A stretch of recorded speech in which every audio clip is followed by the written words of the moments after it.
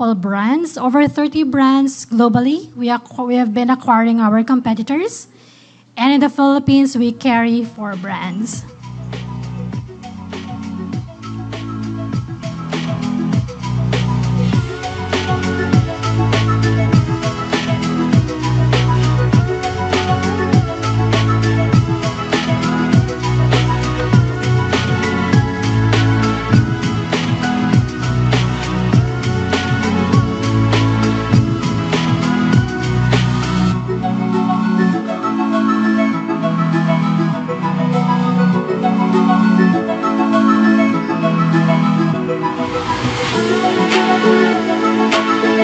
So the Wing is actually a European brand we acquired during the pandemic.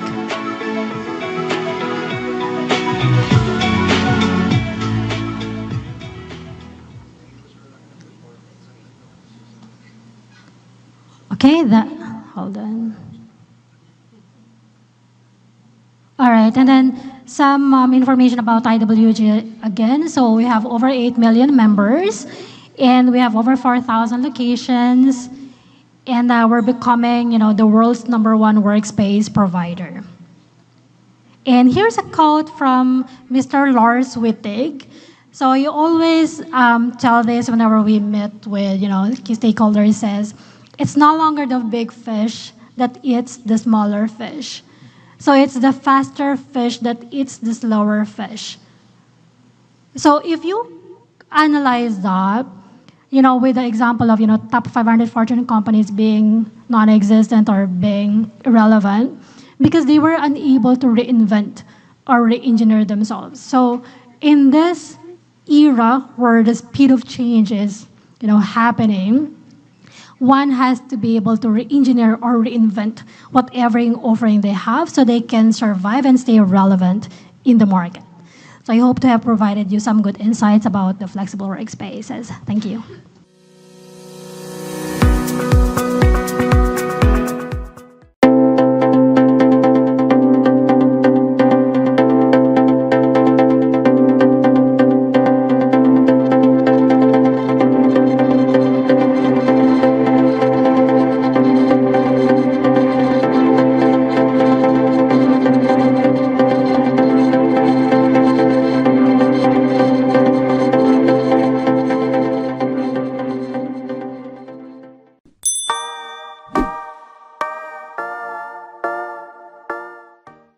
This project was, I guess, just like a culmination of everything I've done so far, and it's probably my proudest moment yet as an artist. I mean, just to get into detail a bit more, I made the decision to make this a concept album just because, everything that happened to me in 2023, ngayon, alam niyo na yung chismis ng buhay ko.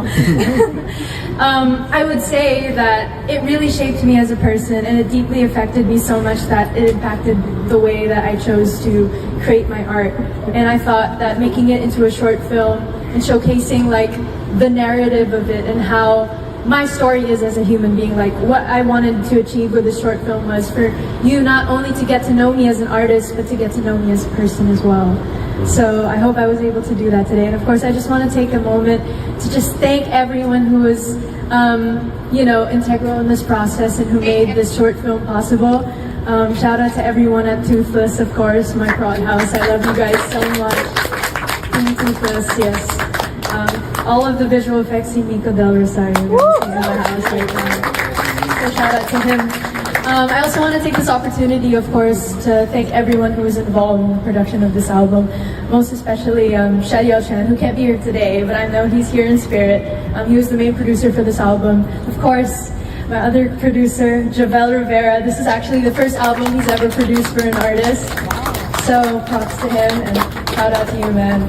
I share this moment with you, of course. And of course, my UMG Philippines team, Republic Records, my core team, everyone.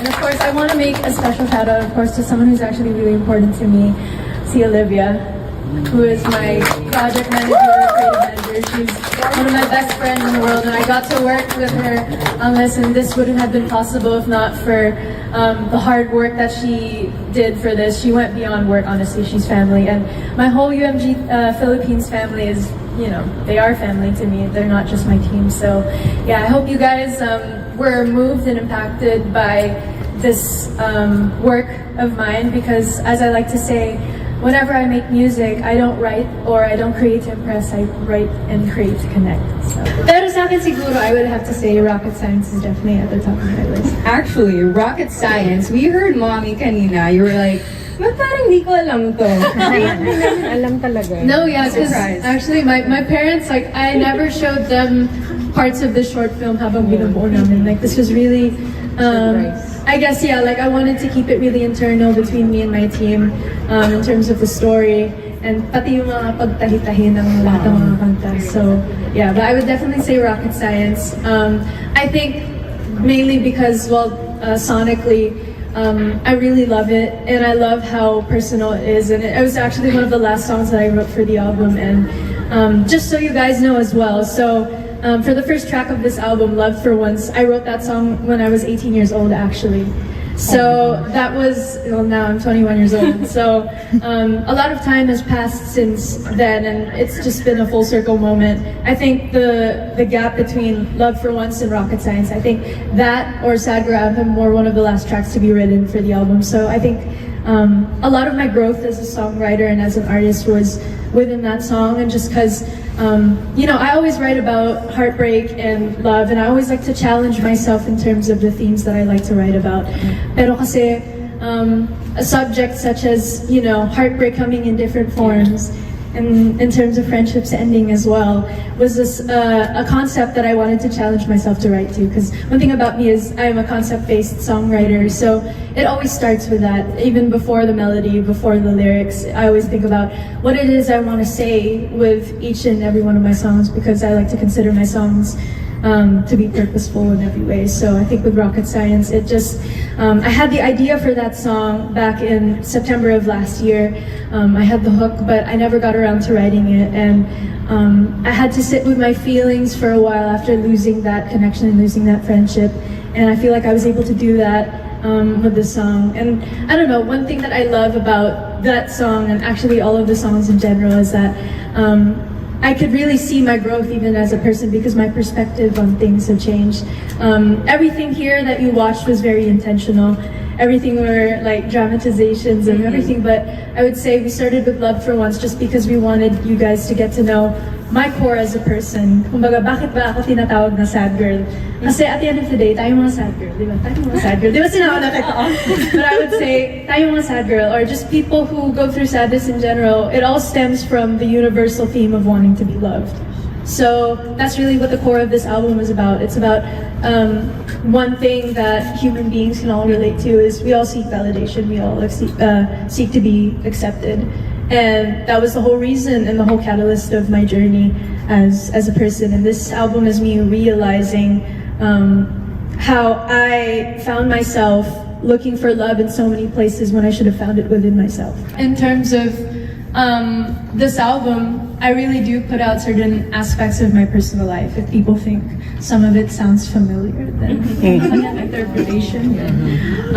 At the end of the day, again, I don't really name names. I feel like that takes away from the experience of experiencing my art. Because for me, nasa inyo yun. It can be whoever you want it to be about. It can be, at the end of the day, I mean, yes, it is about my story, but I'd like for you guys to come out of this room thinking, you know, having your takeaway being like, this is a part of you now. My album is now a part of you. I want you guys to think of your own experiences of when it comes to loss and grieving, loss of friendship, loss of love. So.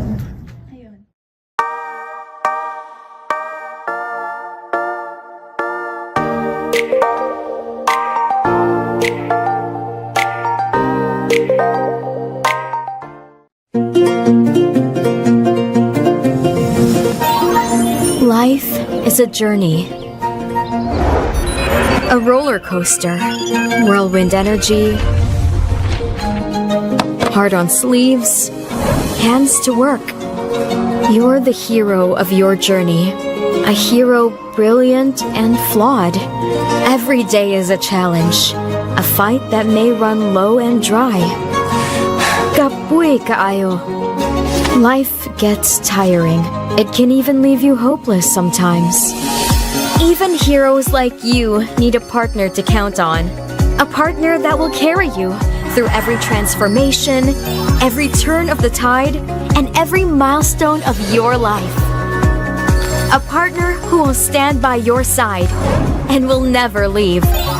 Sun Life will be with you through it all. Brighter days, brighter beginnings, brighter achievements. And our promise, Sun Life will always be here. Here for your dreams. Here for your future. Here for you. As sure as the sun shines every day. Sun Life. Partner for life.